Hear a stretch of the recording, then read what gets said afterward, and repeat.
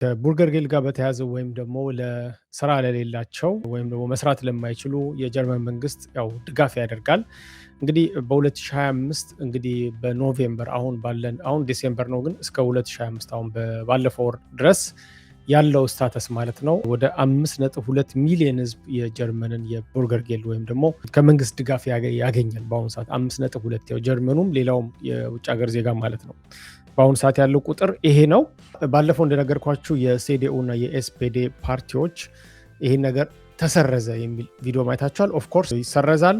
ምንድነው እነሱ አሁን ወደ ግሩንድ ዚሸሩንግ ወይም ኖየ ግሩንድ ዚሸሩንግ የሚባል አዲስ አምጥተዋል እና ይሄን ነገር ደግሞ እንደጸደቀ ነገራቸዋል። የጸደቀው በምንድነው? በካቢኔቱ ማለት ሚኒስትሮች ምክር ቤት ካቢኔት ጸድቆ ጃንዋሪ ላይ ወደ ተግባር ይገባል ተብሏል። እና ወደ ተግባር የሚገባው መጀመሪያ ወዴት ነው? ወደ ፓርላማው ላይ ነው የሚገባው።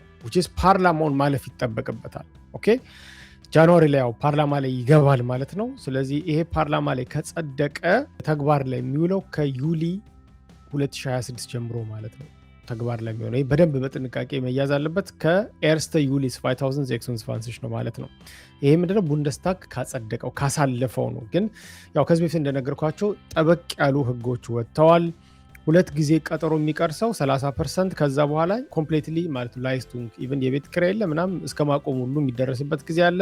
ትንሽ ኮንሲደር ይደረጋል የሚባለው የጤና እክል አለባቸው፣ በተለይ የአእምሮ ህመም ያለባቸውም ሰዎች እነሱን ይታገሳሉ። ከዛ ውጭ ግን መራሄ መንግስቱ ምንድን ነው ያሉት?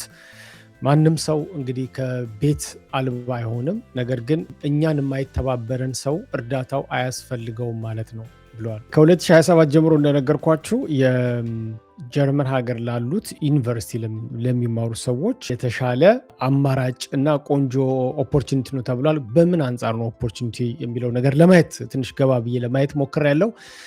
እንግዲህ እንደሚታወቀው ጀርመኖችና ሌሎችም ሀገር ዜጎች ለምሳሌ በሴሚስተር ግቢው የሚባል አለ። እስከ 400 ዩሮ እንደሚከፈል ያው ትምህርት ነፃ ነው ጀርመን ውስጥ ዩኒቨርሲቲ፣ ግን የሴሚስተር ግቢው የሚባል አለ። የሴሚስተር ክፍያ ጀርመኖችና ሌሎችም ዜጎች እስከ 400 የሚጠጋ በሴሚስተር እንደሚከፈል ነው እንግዲህ አሁን ያለኝ ኢንፎርሜሽን የሚያሳየኝ። ይህንን በፊት ፕሮግራም የአውሮፓ ህብረት ላይ ነበር። ይህን ፕሮግራም አጠቃላይ 27ቱም ሀገራት አሉበት እና ዩናይትድ ኪንግደም በ2020 ወጣ ነበር። ቀድማ ነው የወጣችው።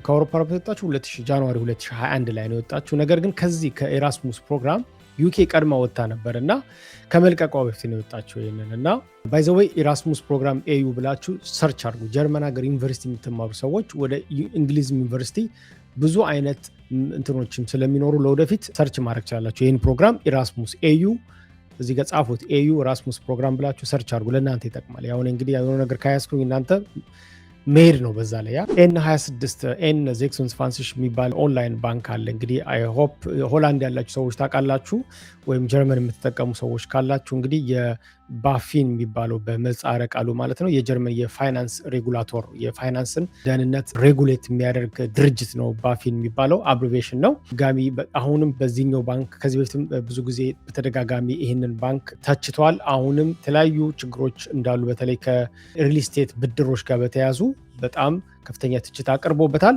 አዲስ ክሬዲት መስጠት እንደማይቻል በሆላንድ ላላችሁ ምናልባት ለእናንተ ኢንፎርሜሽን ነው። ኤን26 ባንክ የምትጠቀሙ ኦንላይን ኢሞቢሊየር ክሬዲት ወይም ደግሞ የሪል ስቴት ክሬዲት ቤት ለመግዛት የሚደረግ ገቢ ማግኘት እንደማይችሉ አዲስ የወጣ ነገር አለ። የጀርመንኛ ቋንቋ ትምህርት እንደቀጠለ ነው። የመንጃ ፍቃድ ትምህርት ዲስካውንት አለ። የአንድ ወር እንኳን ከፍሎ በዲስካውንቱ የሚመዘገብ ሰው ያው በዛው ይቀጥላል እስከ መጨረሻው ማለት 3 ወሩን በዛው መማር ይችላል። 3 ወር ነው ያሰብነው። በጣም ከገፋብን እስከ 4 ወር ልንወስደው እንችላለን። ኦልሬዲ ጃንዋሪ 5 ነው የሚጀምረው። የፊሮሻይን ኦፐራቲንግ ሲልፈ በተለይ ደግሞ ከአዲሱ የመንጃ ፍቃድ ሲስተም ጋር የሚሄዱ ጥያቄዎችን ቶሎ በፍጥነት ከኛ ጋር መስራት ትችላላችሁ። አፕ ለሰለቻችሁ ሞራል እንዲሆናችሁ ከኛ ጋር መስራት ትችላላችሁ። ናኪልፎን ብትወስዱ እኔ ሰጀስት አደርጋለሁ። በጣም ይጠቅማል ብዬ አስባለሁ። አዲስ ዙር ምዝገባ አለ፣ አዲስ ግሩፕ አለ። በዋትስአፕ ስማችሁን ልካችሁ እንደዚህ መስግበኝ፣ ከዛ ክፍያውን ስታስተላልፉልን ደግሞ ወደ ግሩፑ እናስገባችኋለን። የማማከር አገልግሎቱ እንደቀጠለ ነው። ማማከር በቀጠሮና በቀጠሮ ብቻ ነው። የምትፈልጉኝ ሰዎች ፐርሰናሊ ማናገር የምትፈልጉ ሰዎች በኦንላይን በዙም በዋትስአፕ በአካልም ማግኘት ትችላላችሁ። ነገር ግን ያው ቀጠሮ ከያዛችሁ በኋላ ነው። ቀጠሮን ደግሞ በዋትስአፕ መጠየቅ ትችላላችሁ። ስለ ጉዳያችሁ ማማከር ትችላላችሁ።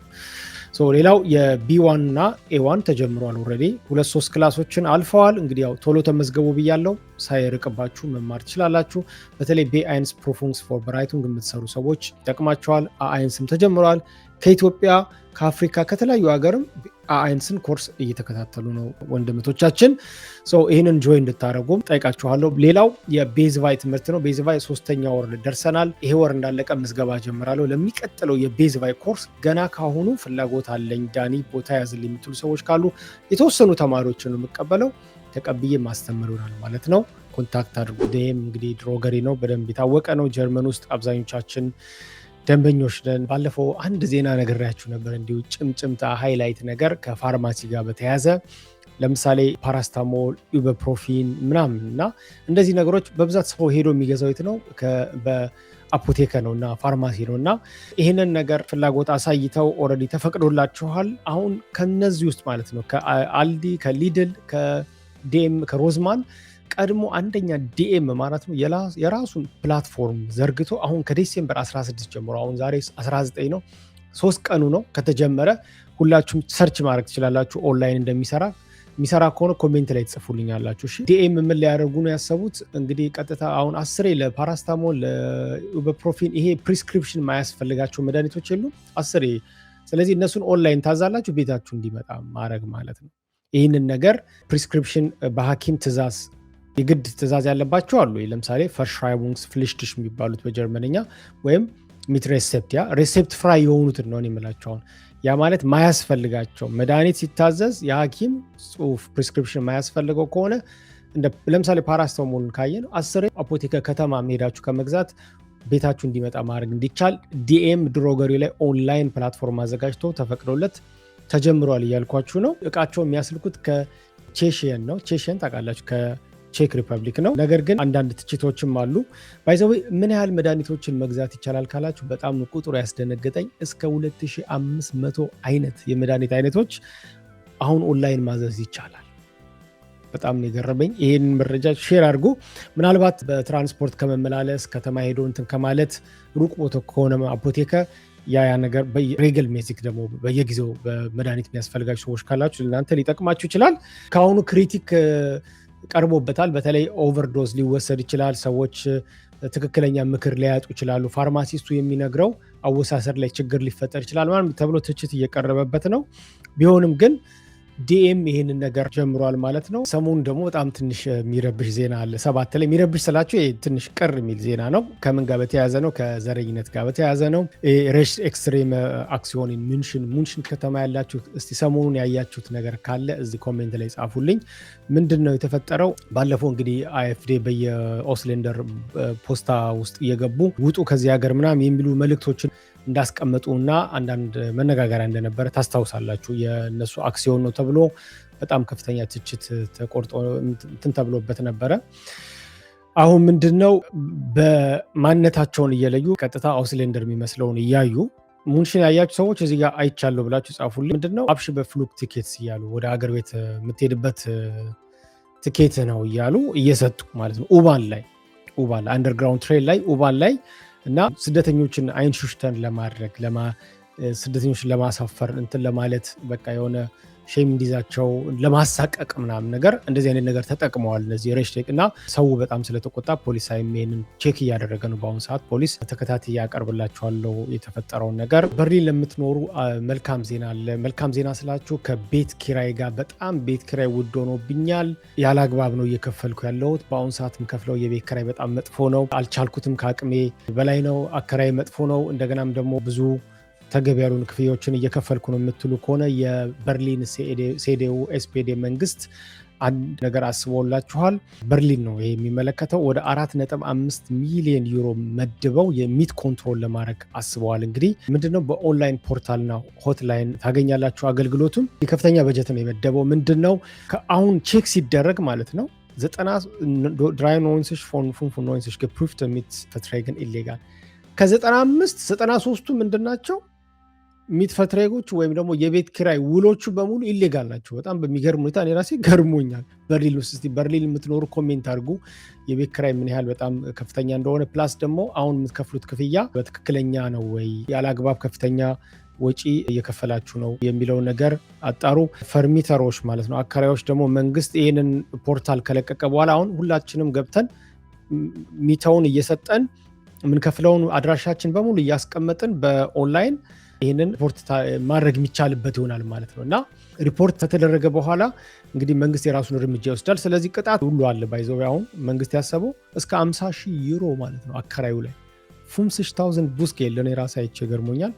እና በአንዳንድ ኤክስትሬም ፌሎች ደግሞ እስር ቤት ሊሆን ይችላል። ፍሊክስትሬን የምትጠቀሙ ሰዎች ካላችሁ ወደ ዶቼባንን ሞር ለመፎካከር ከፍተኛ ጥረት ላይ ያለው እንግዲህ 65 አዳዲስ ኢሲኤ ኤል የሚባሉ ባቡሮችን እስከ 2028 እንደሚያስገባ በጣም ዘመናዊ ፍሌክሲብል እና ያለምንም ችግር መንቀሳቀስ የሚችሉ ትሬኖችን እንደሚያስገባ አስታውቋል። የተሻለ ዋጋ ነው ፍሊክስ ትሬን እንግዲህ በዋጋው በጣም ታዋቂ ነው። በ2026ም ተጨማሪ ትሬኖች ይኖራሉ ማለት ነው። ዲሴምበር ጋር በተያያዘ የባንክ ኦቨርቫይዚንግ ትንሽ ሊዘገይ ይችላል። ደሞዝ፣ ኪራይ ምናምን የሚተላለፉ ነገሮች ለምሳሌ ዞፎርት ኦቨርቫይዚንግ የምትጠቀሙ ካላችሁ ኦቨርቫይዚንግ የምታደርጉ ለምሳሌ በስፓርካሳ አለ አይደለም ወዲያውኑ ኤሽ ሳይት በኖርማል ሳይሆን ወዲያውኑ ትራንስፈር በ3 በ4 ሰከንድ ውስጥ በአንዴ ትራንስፈር የምታደርጉ ከሆነ ችግር የለውም። ግን ኖርማሊ በኖርማል ትራንስፈር ስታደርጉ ግን እንግዲህ እስከ 4 ቀን የመዘግየት ነገር ሊያጋጥም ይችላል። በበዓል ማለት ነው። ፋየር ታገ ነው እንግዲህ ኔክስት ዊክ ላይ በደንብ እንትን በሉ።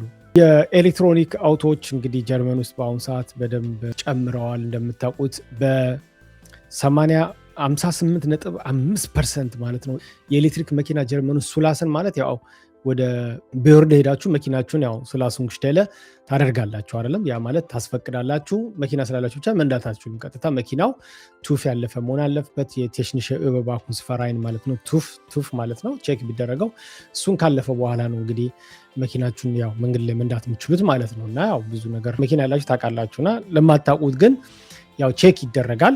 ቼክ ከተደረገ በኋላ እንግዲህ ሱላሱን ጉሽተለ የሚባለው ነው የሚሄደው ማለት ነው። እና ይህንን ቼክ የሚያደርገው አካል ምን ያህል መኪኖች አሁን ፈቃድ ተሰጥቷቸው የገቡ ቼክ ሲደረግ በአሁኑ ሰዓት የጨመረው ቁጥር 58.5 የኤሌክትሪክ መኪኖች ጨምሯል ማለት ነው በሚገርም ሁኔታ ማለት ነው። እና የቴስላ ሽያጭ ግን ጀርመን ውስጥ በአሁኑ ሰዓት በ76% ማይነስ ዝቅ አድርጓል ማለት ነው። 94%ዎቹም ቴስላን አልፈልግም እያሉ ነው። በጣም በጀርመን ውስጥ አሁን ራሱ ተቀባይነት እያገኘ ያለው መኪና የቢዋይዲ የሚባለው ነው። ቢዮንድ ዩር ድሪምስ የቻይና አምራች ነው። እና በአሁኑ ሰዓት ቁጥሮች እንደሚያሳዩት የቢዋይዲ በአሁኑ ሰዓት እንትን አለው ከፍተኛ የሆነ ተቀባይነት እያገኘ ነው። በአንዳንድ ነገሮች ማመስገን ይፈልጋል። እዚህ ጋር ደግሞ በወረቀት በምን በተለያዩ ነገሮች ደግሞ ነገሮች አላልቁለት ሲል ሰው እንትን የማለት ነገር ይሰማዋል። በቃ የሆነ የመገፋት ቫልዩ የማጣት እዚህ ሀገር ቫልዩ የማጣት ዋጋ የማጣት አይነት ነገር ይሰማዋል። በቃ እና ካለበት ጭንቀት አንጻር ሀገሪቷንም ሊጠላት ይችላል። ባይዘወይ በዚህ ጋር ደግሞ እስቲ ቁጭ በል ብላ ጠጣ ተኛ ገንዘብ እንስጥ እንካ እስከዛ የኪስ እንካ አይዞ እንሰማሃለን ጉዳይህን ምናምን ይለዋል። እዚህ ጋር ደግሞ በዚህ በኩል ደግሞ የሚሰማው ስሜት አለና አንዳንድ ጊዜ እንደ ስደተኛ ለማስታረቅ በጣም ሰው ይቸገራል። ያ at the end of the day ግን አመስጋኝ መሆን ጥሩ ነው። የሰው ልጅ ክብር አለበት። ትክክል። ጀርመን የሰው የተባረከ አገር ነው። ያው ላወቀበት ይላል። የሰው ሀሳብ ይለያያል። እኔ ብዙ ጊዜ የምናገረው ነው እንደዚህ ነው ተቀበሉ ብዬ አላቅም። እንደምታውቁት የራሴን ሀሳብ ነው የምናገረው። የራሴን ሀሳብ እናገራለሁ አለቀ። ይሄ የዳንኤል ሀሳብ ነው ብዬ ነው የምወጣው እንጂ ነው ዳኒ አንተ የምታስበው እንደዛ ሊሆን ይችላል፣ ደግሞ እንደዚህ ማስበው ይችላል። መብትህ ነው፣ አንቺም መብትሽ ነው። እና እንትን ማድረግ ጥሩ ነው። እኔ አፕሪሼት ቢያስጨንቁኝም ምን ቢያረጉኝም አፕሪሼት አደርጋቸዋለሁ። አትሴንድ ኦፍ ዘ ዴይ አትሊስት ከሌላ ስጠይቅ አለው ችግር የለውም አይዞ ስላሉኝ ማለት ነው። አፕሪሼት አደርጋለሁ ጀርመንን።